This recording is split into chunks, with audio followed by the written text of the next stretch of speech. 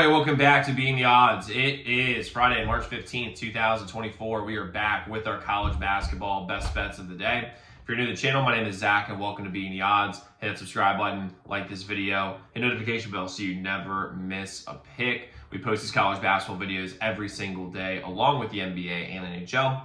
We're going after our first 15,000 subscribers, our first year on YouTube. Really excited to have y'all here. Let's go win together today. Let's go make some money. So to recap yesterday's results, we had a fucked up day yesterday. So let's just go through it. First things first. Texas Tech plus 2.5. Easy winner, never a doubt. Ohio State money line. Fran McCaffrey does not know how to coach defense. I told you all that yesterday. Big dub there. New Mexico winner. Then we had Villanova plus 3.5. Heartbreaking loss. That absolutely should have covered. I cannot believe we went to overtime and couldn't cover that. Then our members only best bet was Baylor minus 4.5. That was a winner. Then we went through the shitter. And I'll just tell you this right now. Maryland plus 3.5, you know what? I can chalk it up to a bad game. You know, we all have, there's always sometimes games where it happens. It happens. It sucks, but it happens, okay? Then we had the over 153.5, Wichita State Memphis. Now, for those of you guys who didn't watch this game was on at like 2 o'clock Eastern. So a lot of y'all were probably at work, probably just checking like the game cast or whatever. The first 10 minutes of this game, it was just scoring. And then it just stopped out of nowhere. Memphis themselves in the first, from the last 9 minutes of the first half, I counted.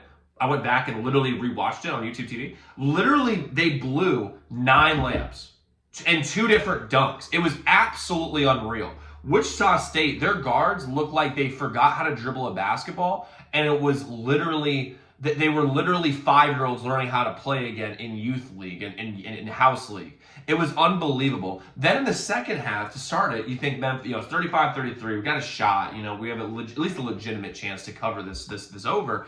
And Memphis starts out 2 for 14. It's unbelievable to me that this is how it went down. And the fact is, if you look at also just a little other side note, is like if you look at these players that become coaches, like a Juwan Howard, Penny Hardaway, a lot of these guys, they do not, their teams start hot and then they just kind of regress. And Penny's one more year away from that happening. Absolutely brutal beat. And then we get to the end and we almost get to overtime. Then Memphis turns the ball over 3 times in a row. Wichita capitalizes on it, obviously. Wichita comes out with the win. It sucked. It honestly blew so much dick. It was ridiculous. Then USC plus 8.5. I couldn't even watch the game because it was on fucking Pac-12 network. Thank God that's over with next year. That is unbelievable. But they forgot how to shoot as well. I mean, it unbelievable. And then we get to the crown jewel. Now, I posted a video about this last night. I was so mad. I tried to cool down, and my girl was like, "You should just post about it and get over it." I'm like, "Fine." San Diego State minus 4.5. For those guys not watch this game, they were up by 9 with 2 minutes and 40 seconds left in this game. They let a 9-1 run happen to them. But what's not shown in that box score is that they blew 6 layups. That's not 6 layups, excuse me. 6 free throws in the last 3 minutes. And 9 free throws in the second half of the second half. So the last 10 minutes of this game. The fact that San Diego State, and then overtime they missed a bunch of free throws too. We're not even going to get to that. But the fact that scholarship athletes cannot make more than 50% of their free throws is one of the most embarrassing things I've ever seen in my entire life. It's unbelievable to me. If you put me in there right now, I haven't played basketball in competitively haven't played basketball in 9 years. If you're telling me that, you put me in that situation, I guarantee I make at least 60%. And I at least make a few. And the fact is that San Diego State, they won that game. They should be ashamed of themselves. We should be getting refunds from Vegas for this because that was complete bullshit. On every single level, I'm so fucking done with this San Diego State team. They piss me off to no end because they win, but they never cover. It frustrates the shit out of me. But you know what? This is just college basketball betting sometimes. Here's the thing. I've been making my money betting for a long time, and I've had a fantastic life. A fantastic life. Big house full of 9. And I'll tell you what right now. This was one of the most frustrating days of my entire fucking life. I lost a good amount of money today. I'm fucking furious. Or yes, last night I should say. And guess what we're going to do? We're going to bounce back. So, guys, here's the deal. We're not gun shy. We have 7 plays today, 3 members only. You know where to get those. ZDNBets.com/picks. And then on top of that, We have, on top of that, we have 4 plays I'm going to give y'all here. Let's jump into them now. I've been on a rant for a little bit, but need to get that out because I am fucking furious. But let's go into it. First off, we're going to roll with the first play. The first play we got today is I'm rolling with St. John's plus 9.5 versus UConn. I think St. John's has found something here in the last month or so. And when they played, when St. John's played UConn at MSG a few weeks ago, they were winning in the first half. And UConn came out and they blew them out in the second half, obviously. But the fact is that that game was a lot closer than the final score that showed. And I think the St. John's, after absolutely smoking Seton Hall yesterday, can bring a little bit of that momentum into this game. And 9.5 points is just so many points. I like St. John's here. I'm going to take them plus the 9.5 here versus UConn. Next, we're going to go with North Carolina minus 7.5 versus Pitt. I think Pitt's a trash team. I think the ACC is a trash conference minus UNC.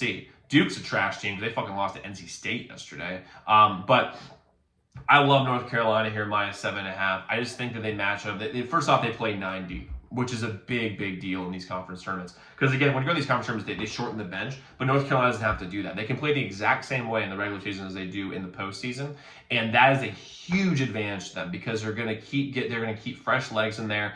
And then when you look at the 2 best players on this team, RJ Davis and Armando Bacot, those 2 are going to dominate. I don't know who Pitt has to try to slow down Armando Bacot, but they don't have anybody. They are so bad on the interior, it's ridiculous, and he's going to eat them alive.